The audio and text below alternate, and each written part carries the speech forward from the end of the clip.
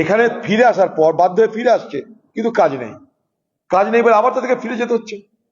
কিছু একটা ব্যবস্থা করো, যে এখানে কাজ দেওয়ার ব্যবস্থা করো, কিংবা যেখানে যাচ্ছে সেখানে তাদেরকে নিশ্চিত থাকার ব্যবস্থা করো। কিন্তু পশ্চিমবঙ্গ সরকার বিচ্ছিন্নভাবে একটা দুটো ঘটনায় হল্লা চিল্লা করে দিল, বাকি ঘটনা চলতে থাকলো। এই পদ্ধতি বা পলিসি কিন্তু চলতে পারে না। এটা তাৎক্ষণিক বিচ্ছিন্ন ঘটনার দ্বারা আমরা অন্তত পরিচিতি পাচ্ছি, কিন্তু এটা অনেক বড় ব্যাপার। তামিলনাড়ুতে হয়েছে, এখানে জানি আমরা।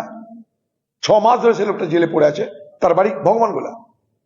আমি তার জানলাম পরশুদিন, এখানে আসিফ ফারুকি বলে একজন ভদ্রলোক আছে, তার কাছে জানলাম।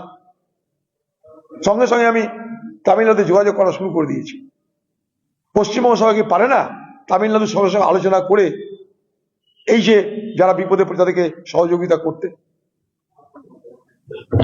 সেখানে 15 কোটি টাকা সরকারি টাকা বরাদ্দ করা হয়েছে। প্রশ্ন তুলেছেন বিরোধী দলনেতা শুভেন্দু অধিকারী।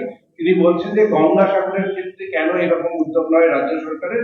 অন্যদিকে বাবরি মসজিদ মুসলিম দর্শনের মধ্যে দিয়ে কি রাজনৈতিক প্রেক্ষাপটে देखिए दोनों पार्टी की ओर से দুই দলের পক্ষ থেকেই নির্বাচনে সাম্প্রদায়িক বিভাজনের গল্প শুরু হয়ে গেছে।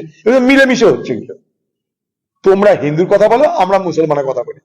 তোমরা হিন্দুর মাসিয়া সাজো, আমি মুসলমানের মাসিয়া সাজি, এই তো গল্প। কিন্তু মুসলমানের মাসিয়া যায় যে হয়েছে বাংলায়, তারা বলে মুসলমানের কি হয়েছে সেটা মুসলমান দেখুক। আর হিন্দুর যারা মাসিয়া হয়েছে তাদের বলে হিন্দুদের কি হয়েছে তারা দেখুক। নির্বাচনে এটা আগামী দিনে আরো প্রখর হবে, আরো তীব্র হবে। কারণ এই ভোটে মানুষের সমস্যা নিয়ে কোনো আলোচনা হয় না। বাংলার ভোট ক্রমশ তুমি হিন্দু না তুমি মুসলমান তাই নিয়ে আলোচিত, তাই নিয়ে মানুষকে বিভাজিত করা হয়। তাড়াতাড়ি করো। হ্যাঁ, মুখ্যমন্ত্রীর বার্তার পরই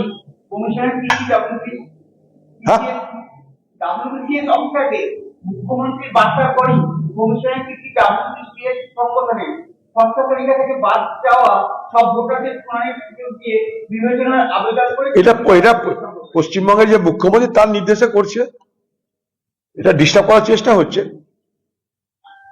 পশ্চিমবঙ্গের মুখ্যমন্ত্রীর নির্দেশে রয়েছে, বিজেপি টিএমসি পার্টির নির্দেশে এগুলো হচ্ছে।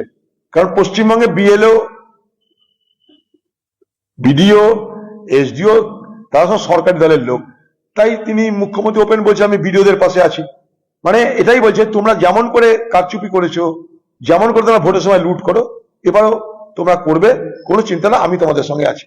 আমরা আবার বলছি কংগ্রেসের পক্ষ থেকে, রাহুল গান্ধীর নির্দেশ পেলে বলছি, বৈধ ভোটারের কোনোভাবেই ভোটের অধিকার থেকে বঞ্চিত করা যাবে না।